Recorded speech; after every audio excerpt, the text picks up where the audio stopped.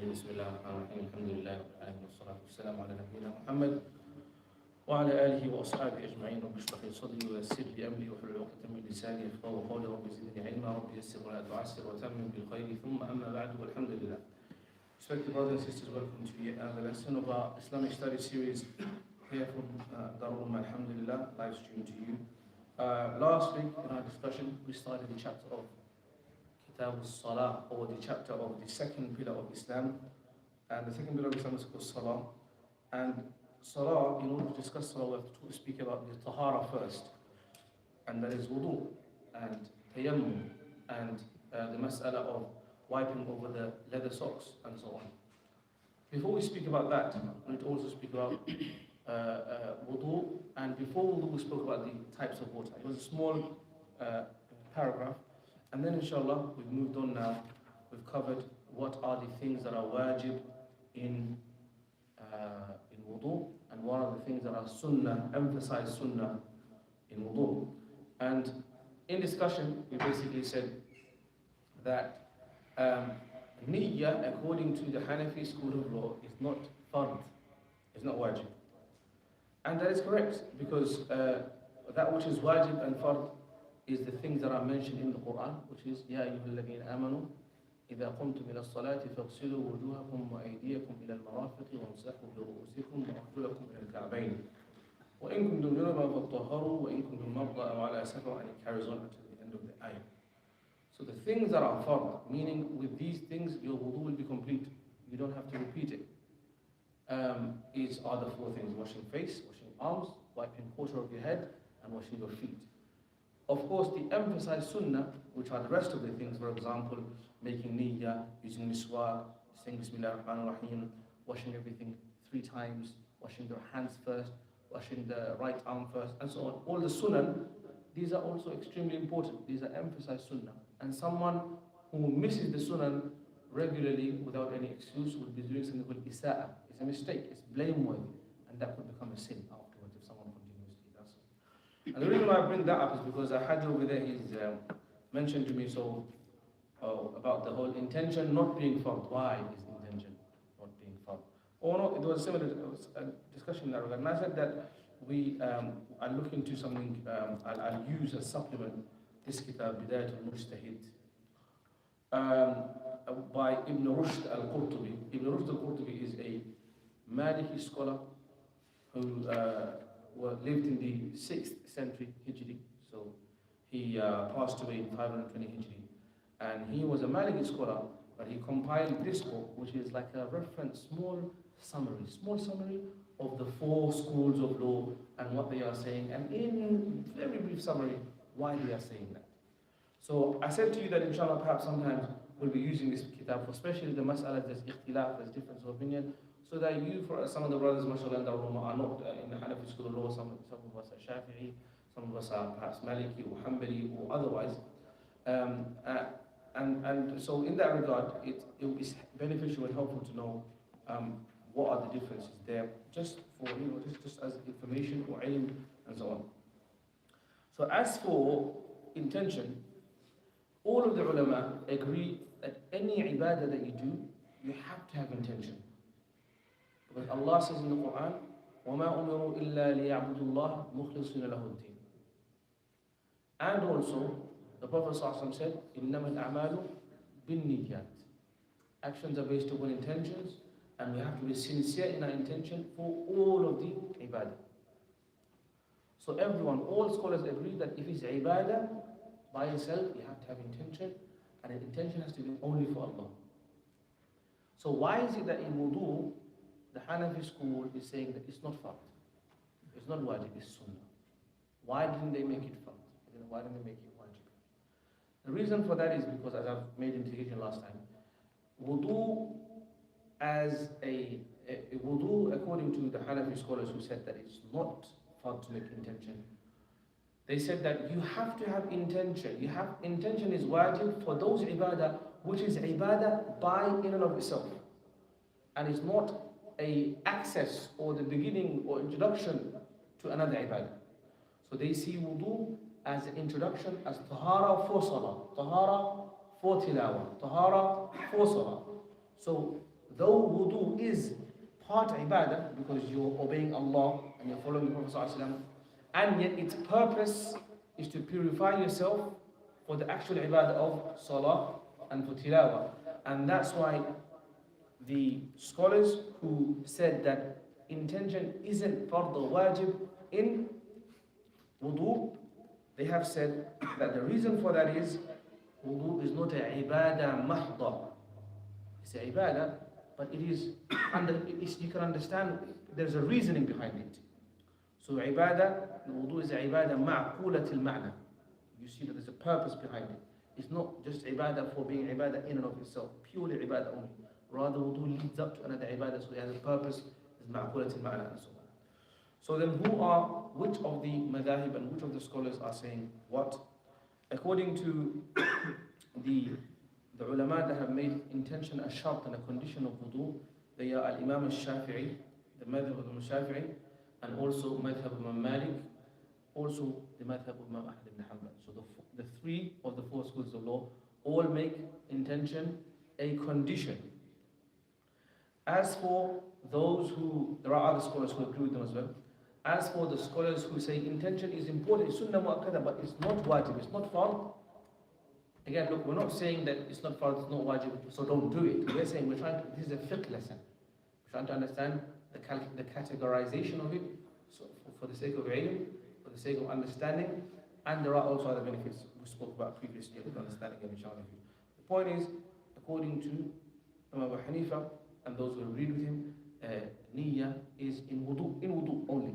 In wudu is sunnah mu'akkada and it's not wajib. And the reason I explained as well why that is. That's what I wanted to say. Inshallah, with that, we'll move on from that because again, this is a beginner's class. But because someone put the question up, I thought I'd bring it in just so that that we can answer that question. Now let's talk about. We said that the fara'id of wudu we've mentioned. The sunnah of wudu are 17 sunnahs. What are the sunnah of wudu? First of all, niyyah. Number 2, miswak. Number 3, saying Bismillahir Rahmanir Rahim. Number 4, washing your hands, including your wrist, before wudu, is also sunnah mu'akkada. Number 5, sunnah is maintaining the correct order of limbs. So making sure you do everything in order, face first, then arms, and so on. Maintaining that order is sunnah. So that was number 5. Number 6 is al-muwala, continuity, to not make a big gap in between your wudu. So don't go for a break in between your wudu, rather finish the wudu in one go without leaving any gaps in between. These are all sunan of wudu. Number 7 is washing the limbs that are supposed to be washed 3 times. So washing your face 3 times, your arms 3 times, your feet 3 times, and so on. Then also, number 8 is rinsing the entire mouth, the gharghara, which is also sunnah mu'akkada. Also, number 9 is to al-istinshaq, putting water in the nose, is also a sunnah mu'akkada. Takhleel al-lihya, doing khilal of the lihya with water, is also a sunnah mu'akkada. 11, to do takhleel al-asabi', fingers and toes, is also a sunnah mu'akkada. Wiping the whole head, quarter head is fard, whole head is sunnah mu'akkada, including also wiping a person's ears as well in wudu is also required. Ad-dalk, rubbing your limbs as you wash them, to rub it to make sure that everything is going in properly with the water, is also sunnah mu'akkada. At-tayamun, starting from the right, is also sunnah mu'akkada. When you wash your arms and your feet, to wash it from the top, from the fingers, and then the water to flow downwards. That's sunnah mu'akkada, not the other way. When you wipe the head, to start from the top or the front of the head for wiping. That's also sunnah mu'akkada. Wiping the back of the neck is also sunnah mu'akkada. These are 17 sunnah. According to Hanafi school, there are 17 sunnah mu'akkada for wudu. Then there are on top something called adab, manners. These are like mustahab. They're not sunnah mu'akkada. They are also praiseworthy. They will get reward if you do them, but there will be no sin if you do them. What are these adab? From the adab of wudu is facing the qibla, where and when possible. If you can't, no problem. If you can, then it's mustahab, it's good, and if you have the intention, you'll get reward Avoiding the water that is used in wudu. So you know the wudu water, when it goes down again into the sink or goes down again into the wudu space, try and make sure that the water doesn't sprinkle back on you. So you shouldn't smack the water. You know, some brothers when they're washing that and they're throwing it everywhere. This is actually this is against the adab and adab of wudu. And that's why you should use water softly, so you avoid sprinkles. Also, making supplication with those words that have been narrated. So what are the du'as of wudu? We'll go to page 185. I recommend you to buy this book, which is very good, very helpful, and it's got a lot of information in there. So the du'as of wudu I mentioned here, page number 185. Okay. First of all, Allahumma a'inni ala tilawati al-Qur'ani wa dhikrika wa shukrika wa husni ibadatik.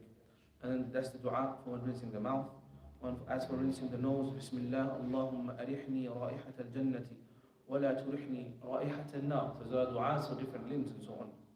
Washing the face, Bismillah, Allahumma bayyid wajhi yawma tabyiddu wujuhum wa taswaddu wujuh. Okay, washing the right arm, Bismillah, Allahumma a'tini kitabi biyamini wa hisabi wa hasibni hisaban yasira. There are du'as like that. Washing the left arm, Bismillah, Allahumma la tu'tini kitabi bishimali wa la min wara'i.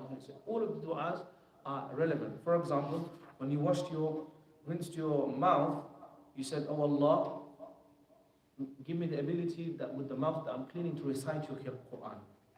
And give me the ability to do your dhikr. And give me the ability to do your shukr. And give me the ability to worship you properly. That's the dua you make when you're washing your mouth. When you rinse your nose, when you rinse your nose, you're saying, Oh Allah, allow me to smell the smell of Jannah. And Oh Allah, allow me to not smell the smell of Jahannam. While washing the face, Bismillah, Oh Allah, in the name of Allah, Oh Allah, make my face bright and illuminated on the Yawm al-Qiyamah when faces will be brightened or darkened based on their sins or their good deeds. Right arm, when you wash your right hand, the dua is saying, Oh Allah, give me my book of good deeds on my right hand and not on my left hand. When you're washing your left arm, you're saying, Oh Allah, don't give me my book on my left arm or from behind my back, rather give it on my right arm. While wiping your head, Allahumma adhillani tahta dhilli arshika yawma la dhilla illa dhillu arshik. Wiping your head, you're saying, Oh Allah, give me a dhill and shade under your arsh on the day of Yawm al-Qiyamah when there is no shade except for the shade of your arsh. While wiping the ears, Bismillah, Allahumma ja'alni min alladhina yasma'una al-qawla fayattabi'una ahsana. Wiping the ears, you're saying, Oh Allah, give me the ability to be of those who listen to the good words and the Quran and the Sunnah and the Kalam and ability to follow it properly. While wiping the back of the neck, Bismillah, Allahumma a'tiq raqabati min al-nar. Oh Allah, free my neck and my body from Jahannam. And like in that way, there are many ad'iyah. Of course, this is mustahab and this is adab and this is good. No actual, it's not sunnah mu'akkada in that sense. But it's good to learn and it is from the takmila of the thawab and the completion of the adab and so on. So making those supplications is from the adab as well. Number 4, mentioning the name of Allah when washing each limb. Bismillah, Bismillah, Bismillah when you wash arms, feet and face and so on. Number 5, from the adab of wudu is also to do wudu by yourself unless there's an actual need. Sometimes, some people when they become too rich or too arrogant, they try to make servants help them to do wudu because they're too lazy. This is against adab.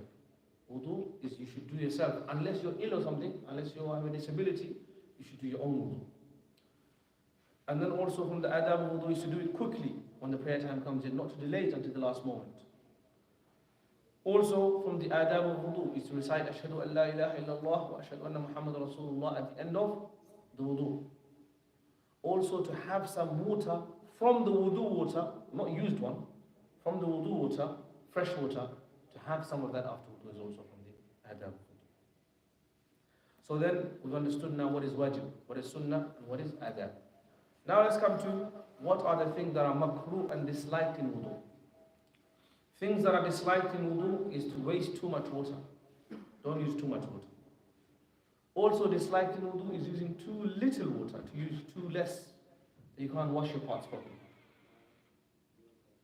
Also disliked in wudu is to slap your face with water when washing it. Also disliked in wudu is to speak to others during wudu. You focus and make du'as and make the intention of cleansing and purification during wudu. Also from makruh is the opposite of the adab, to have someone else help you for no reason. You should do your own wudu by yourself. Allah give you ability to do it. So then who has to do wudu? Who is wudu wajib upon? Wudu is mandatory upon the person who is Muslim, who is baligh, who is aqil. Okay? If you're not Muslim, then you don't do wudu. But you should be Muslim first, then do wudu as well.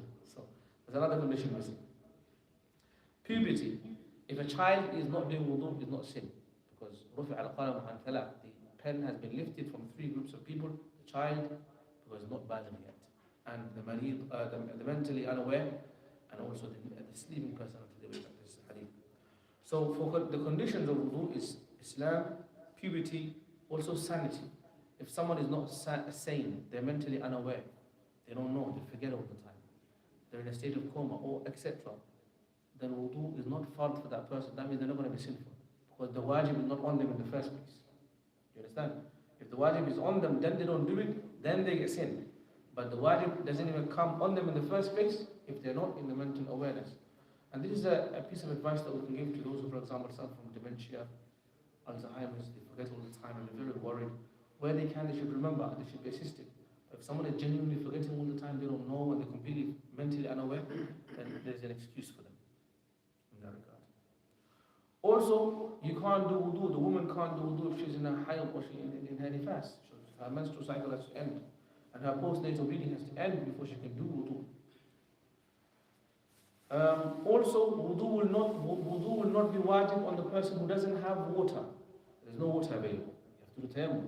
So then from the conditions of wudu becoming wajib is that you have access to water. And also the ability to perform the wudu. Because sometimes there's water but you can't use it because it's going to make you more ill. Does that make sense? So depending on the and so on. So these are some of the conditions on whom wudu becomes wajib. This is important to know, because if someone in your family is really struggling with wudu because of, say for example, mentally being unaware, or Alzheimer's, or dementia, or etc., then you know that for them there's an excuse there, because they have that excuse because they have that they're not sane in that regard. Someone who's mentally unaware completely. So. Okay, so then these were some of the conditions of who has to do wudu. Now some additional conditions of wudu to say that this is how you complete the wudu and it makes the wudu valid. Number one, that the water is filling up all the skin. Before we named the parts, right, we said wash your arms, wash your face, wash your feet. But now an additional set is here to say that make sure it encompasses all of your skin, otherwise your wudu will not be valid. Also, you have to remove anything that blocks water reaching your skin. And that's why we say nail polish and so on, or someone's like got a lot of paint on their body, an excess amount, these kind of stuff, which stops the water from reaching the skin or the body or the parts it's supposed to wash. Then this will make the wudu invalid, and so you have to make sure you remove it so that it is reaching. The ending of any state that contradicts the wudu. Okay, so basically, for example, you can't do wudu while you still have urine on your private part, or stool on your back, on your private part, dubur. And so you have to remove these filths and these dirts for wudu to be valid.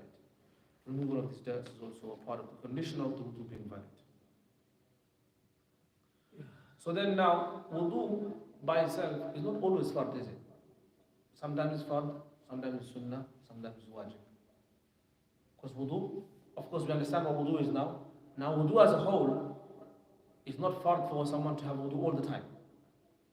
Sometimes it will be fard, sometimes it will be wajib, sometimes it will be sunnah. So when is the wudu actually fard? For salah, for recitation, and for sajda of tilawah. For recitation, i.e. touching from the Quran. Or sajda tilawah. This one is fard. Wajib, it will be for tawaf, wajib. Also touching books of tafsir. Quran itself is fard. Tafsir will be wajib, because it's a mention of the Quran is the Quran in as well. As for when is the wudu mandub and recommended, it's mustahab basically. You're rewarded doing wudu, but you're not going to gain any sins for not having wudu. For before teaching any Islamic knowledge of fiqh even, because to be in the state of tahara while imparting knowledge is from the adab and it's mustahab. To renew one's wudu also before another prayer. You already have wudu, but to do it again for a new prayer, for new purification is also, not that you have to, but for the sake of purification, preparation for salah is also mandub. Before sleeping is also mandub. After waking up from sleep, even if you have no salah immediately, just after salah, after waking up from sleep, do wudu is also mandub. After every sin, if you committed a sin, go on wudu. It's mandub and will cleanse your sin. After, in the Hanafi school of law, they have a very special rule, and this is one of the masail that's very mukhtalaf, and other scholars, they have a lot of discussion around it. In the Hanafi school of law, if someone is laughing loudly in salah, it breaks the wudu. It's a mas'ala there. Why, when, how, what's the discussion? It's a long discussion, we'll save it for another day. But the mas'ala is that if someone is laughing loudly, if they're smiling, it doesn't break the wudu. Laughing. In salah, that will break the wudu. So they have to go and do it. So breaking wudu in the Hanafi school of law is actually quite easy. How? If you, of course, anything exits from the two pathways, your wudu breaks. Your blood comes out and leaves a spot, it breaks the wudu. You're laughing loud in salah, it breaks the wudu. Inshallah, we're about to come to that now. So let's read that list as well. What are the things that break your wudu? Anything that exits from the two pathways, i.e. the front or the back. And that, of course, to specific penis and the anus for in adults. Another thing that brings wudu is filth that flows from other than the two openings. So anything from anywhere in the body, if there's blood or pus, you know what pus is, right? Blood or pus, if it comes out and it flows. If it just comes out and it's just a little bit there, it doesn't break wudu. But if it flows, I mean it's too much, it breaks wudu. Also, vomiting a mouthful or more. Vomiting a little bit is not filling up your whole mouth, it doesn't break your wudu. But whole mouth is full of vomit and more, it will break your wudu. Also that breaks your wudu is sleeping in a position that you're leaning. If you're sleeping in a position, if you're sleeping but you're not leaning, then you wouldn't break your wudu, but that doesn't mean you should sleep though. Like in a khutbah sometimes, some people are sleeping. That's the best sleep. Especially in some masjids, they have long khutbah, so they sleep, they have a nice long nap.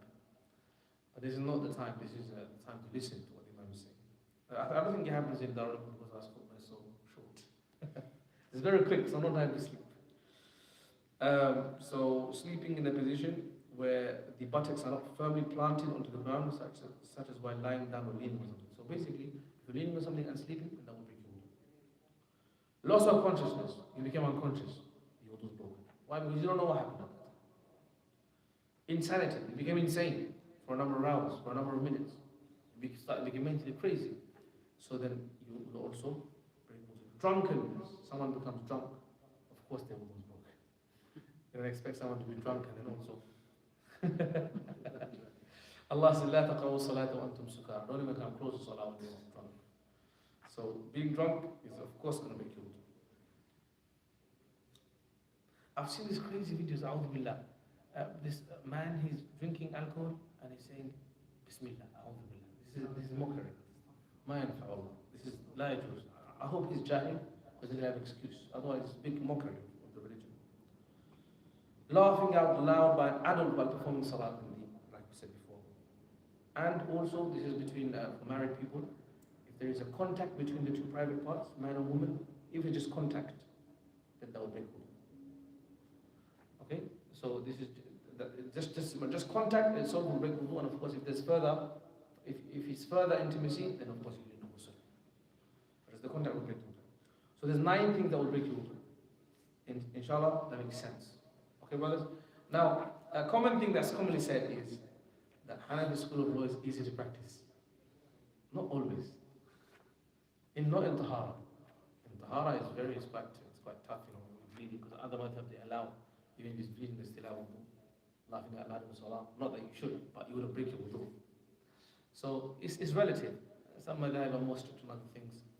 And the Hanbali school of law generally is known to be very strict, but it's not always the case. There are in so many areas, the Hanbali school was more lenient than other madhahib, perhaps in food and so on. So, they all complete one another and they all are beautiful and perfected by the permission of Allah in their own ways. Perfected in the sense of like reached level of maturity and over the years, over the millennium, more than 1,000 years, subhanAllah. The next topic is ghusl. We'll save it up to date, inshallah. We'll carry on about ghusl next time. Are there any questions about wudu up until here? So you mentioned that if there is bleeding, then you should perform wudu. So what if you have, let's say, bleeding from a private part? Like you maybe have a health condition or something. You have to. So bleeding from the private part, if it's a little like bit. Hemorrhoids. Hemorrhoids. Does it happen all the time? Yeah, it's common. No, what I mean is, for the person who has a lot of bleeding and it's a chronic condition, and we'll come to that inshallah. There's a whole chapter on it. For the person who's always bleeding, for the person who's always losing urine, for the person who's always has got chronic conditions, always losing wind. There's special rules for those people. Inshallah, we'll come to that. One question: when, for example, in our home, when we do a wudu, the hand base and the toilet they are in the same place. Is that possible? Yes. So you're not supposed to do dhikr of Allah in the toilet, Yes. But you're supposed to do dhikr of Allah when you're doing wudu. So the way to navigate that is that when you're using the toilet, it's the toilet. When you finish using the toilet, you flush the toilet, the dirt is gone. Yeah. Now this is no longer toilet, this becomes the wudu area. So then you can do the Bismillah and all of the du'as and so on.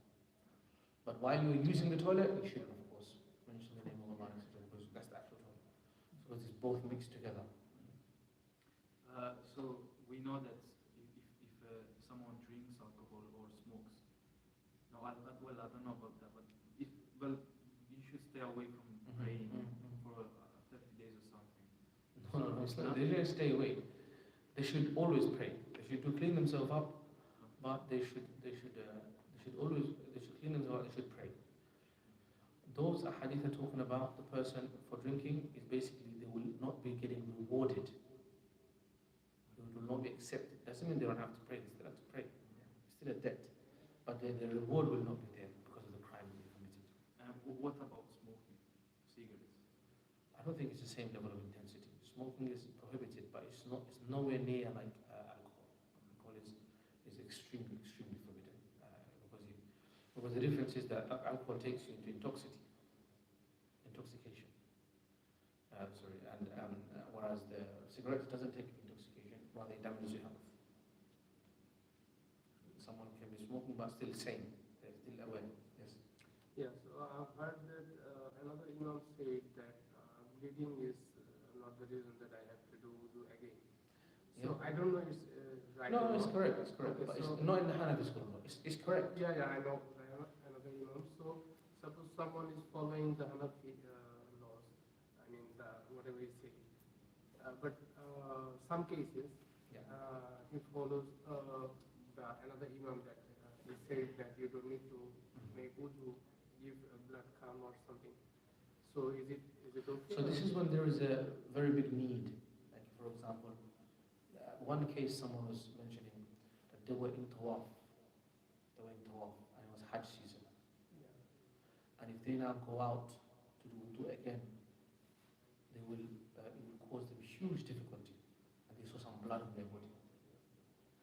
So at that moment, for them to go out in Hajj season from tawaf, to go out, do wudu and come back again into the mataf and stay with their family and etc., it would be huge difficulty. And the thing that's there is muhtalafi, which is some blood. So in that case, that person took the opinion and used that and said, "May Allah forgive me, and I'm following the opinion of, I'm going into a different opinion for the sake of ease." So in cases of necessity and where to avoid extreme difficulty, you will be permitted.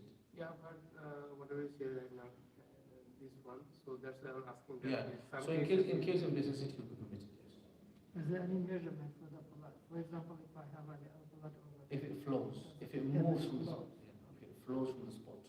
blood or pus. Any other questions? You know, you mentioned a couple weeks ago in Thursday class a story about the Sahaba going for the Prophet ﷺ in the mosque and they were leaning against the wall, but they were taking a nap. I think their eyes were closed. The Prophet ﷺ coming and then they went to prayer. But I thought, There was no mention of leaning. oh, okay. There was mention of them waiting. Oh, okay. So even if they were sitting down and their eyes were closed, I don't think I mentioned that, but even if it was, if they're not leaning, the wudu is still there. Oh, I don't know about it. But they were in the masjid. They were in the masjid waiting for the Prophet. Yeah, because you mentioned the eyes were What the hadith is, it's saying that the Prophet ﷺ said to them that people's eyes are closed and they've gone to sleep and you are still waiting. That's what he said to them. Okay. He wasn't saying that your eyes are closed. He said people have already gone to sleep, Okay. but you guys are still waiting. And so then he said that all of this waiting, Allah will give you the reward of salah because you've been waiting for salah. Oh, I see. Yeah, that's what the hadith is about. I read that maybe sometimes Prophet Muhammad used to wash every person. I mean, 3 times. yeah, 3 times and sometimes 1 time and 2 times. Is it right? That's why it's sunnah. That's why washing 3 is sunnah. Because if it was, sunnah means the Prophet ﷺ would do it regularly. Instruct. But it is possible that he can miss it. Because if he never missed it, it would be fard. So the meaning of sunnah is that it is permissible to miss it sometimes. Not that you should do it regularly, but if someone missed it, the salah of the wudu will still be valid. No, he did sometimes only 1 time. I mean that. Allah A'lam, it's possible. I don't know the exact story, but it's nothing wrong with that because the wudu is still done. Because fard is complete. Fard is washing once. Okay. So, but 3 times Is more reward, more sunnah. Following the Prophet ﷺ regularly. But fard would just washing once would complete the wudu. As in the wudu will be done. Inshallah. Any other questions? I've got one question is out of the... Tafadhal, go ahead, Ustad. Is that possible? Yes, of course. Basically, it is about Ramadan.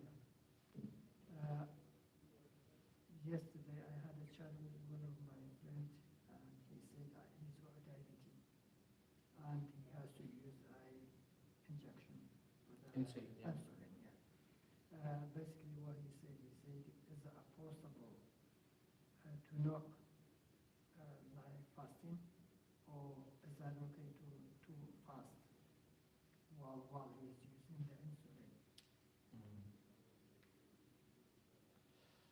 It will be difficult because the insulin is a ghiza, is a form of energy. It's energy. So it's consuming something into the body. It's not the same as, say, for example, having a blood test. You're taking blood out. It is inserting into your body some sort of nutrition. So that's why it's complicated. So the person, how often do they have to take the insulin? He said every day. During the all day? Once a day, I believe. So there's no chance of missing. Because then it'll be bad. No, basically, he said, I'm getting very weak. His body is getting very weak, and he become like paralyzed if he is not taking it. Yeah. He's most likely going to have to do fidya or something like that. But let me, inshallah, double check if there's any other option for him. But most likely he's going to have to give charity in exchange of it. I told him if he's doing it before iftar, I mean, when Of course, if you can do the fast, doing iftar, if he is doing it, yeah. so let's see. If you can, alhamdulillah, if you can do it at suhoor, at iftar, and if that's, alhamdulillah, his fast is done. But we're talking about in between.